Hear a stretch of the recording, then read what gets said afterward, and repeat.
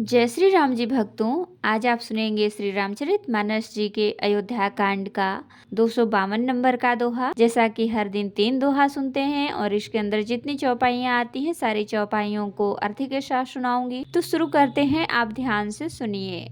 हम आरंभी हरि कथा, तुम निर्वाहन आय सुआसन लीजिए, सुनहु वीर हनुमान सियावर रामचंद्र की जय। बोलो बजरंग बली की जय, बोलो सब देवी देवों की जय। तो भक्तों, कल आपने देखा कि भरत जी को न तो रात को नींद आती है न दिन में भूख ही लगती है। सीता जी समेत दोनों भाइयों श्री राम लक्ष्मण को सरल स्वभाव देखकर कुटिल रानी कैकेयी भरपेट पछताई।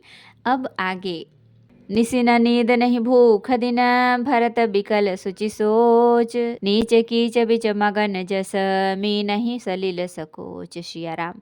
भरत जी को न तो रात को नींद आती है न दिन में भूख ही लगती है। वे पवित्र सोच में ऐसे विकल हैं जैसे नीचे तल के कीचड़ में डूबी हुई मछली को जल की कमी से व्याकुलता होती है। कीन्हि मातु मिष काल कुचाली, इति भीति जस पातक साली, कहीं विधि होई राम अभिषेकु, मोहि अवकलत उपाउ नएकु। भरत जी सोचते हैं कि माता के मिष से काल ने कुचाल की है, जैसे धानी के पकते समय इति का भया उपस्थित हो, तब श्री रामचंद्र जी का राज्याभिषेक किस प्रकार हो, मुझे तो एक भी उपाय नहीं सूझता। अवश्य फिर बिगुरु आयशु मानी, मुनि पुनि कहब राम रुचि जानी, मातु कहे बहु रहि रघुराऊ, राम जननी हठ कर बिकी काऊ।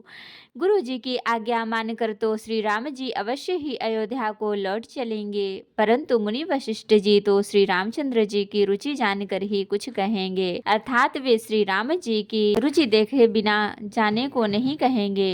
माता कौशल्या जी के कहने से भी श्री रघुनाथ जी लौट सकते हैं, पर भला श्री राम जी को जन्म देने वाली माता क्या कभी हठ करेंगी। मोहि अनुचरत कर केतिक बाता, केहि मह कुसुम उबाम विधाता, जाओ हठ करऊ निपटकु करमु, हर गिरते गुरु सेवक धरमु। मुझ सेवक की तो बात ही कितनी है, उसमें भी समय खराब है, मेरे दिन अच्छे नहीं हैं और विधाता प्रतिकूल है। यदि मैं हठ करता हूँ तो यह घोर कुकर्म अधर्म होगा, क्योंकि सेवक का धर्म शिव जी के पर्वत कैलाश से भी भारी निभाने में कठिन है।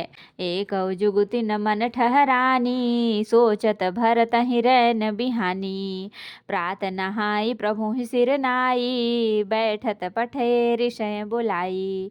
एक भी युक्ति भरत जी के मन में न ठहरी, सोचते ही सोचते रात बीत गई। भरत जी प्रातः काल स्नान करके और प्रभु श्री रामचंद्र जी को सिर नवाकर बैठे ही थे कि ऋषि वशिष्ठ जी ने उनको बुलवा भेजा। गुरुपद कमल प्रणाम करी, बैठे आय सुपाय, विप्र महाजन सचिव सब, जुरेश भाषद आय। सिया राम। भरत जी के चरण कमलों में प्रणाम करके आज्ञा पाकर बैठ गए। उसी समय ब्राह्मण महाजन मंत्री आदि सभी सभासद आकर जुट गए। बोले मुनि बरु समय समाना, सुनहु सभासद भरत सुजाना, धर्म धुरीन भानुकुल भानु, राजा राम सबस भगवानु। श्रेष्ठ मुनि वशिष्ठ जी समयोचित वचन बोले, हे सभासदों, हे सुजान भरत सुनो, सूर्य कुल के सूर्य महाराज श्री रामचंद्र जी धर्म धुरंधर और स्वतंत्र भगवान हैं। सत्य संघ पालक ऋतु सेतु, राम जन्म जग मंगल हेतु, गुरु पितु मातु बचन अनुसारी, खल दलु दलन देव हितकारी। वे सत्य प्रतिज्ञ हैं और देव की मर्यादा के रक्षक हैं। श्री राम जी का अवतार ही जगत के कल्याण के लिए हुआ है। वे गुरु पिता और माता के वचनों के अनुसार चलने वाले हैं, दुष्टों के दल का नाश करने वाले और देवताओं के हितकारी हैं। नीति प्रीति परमार्थ स्वार्थु, कौन राम सम जान जथार्थु, विधि हरिहरु शशि रवि दिशिपाला, माया जीव करम कुली काला। नीति प्रेम परमार्थ और स्वार्थ को श्री राम जी के समान यथार्थ सत्व से कोई नहीं जानता। वे ब्रह्मा विष्णु महादेव चंद्र सूर्य दिक्पाल माया जीव सभी कर्म और काल अहिप महिप जहाँ लगे प्रभुताई, जोग सिद्धि निगमागम गाई। कर विचार जिय देखहु नीके, राम रजाए शेष सबहि के।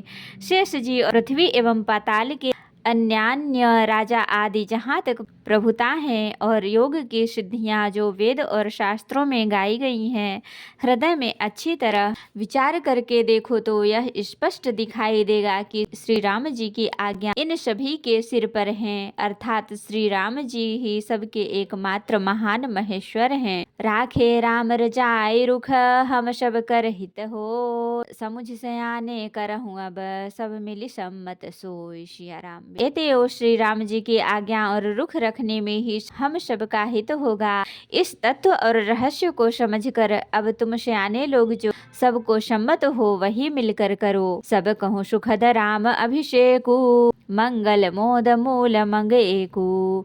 कहीं विधि अवध चलहि रघुराऊ, कहूँ समुझ सोई करिय उपाऊ।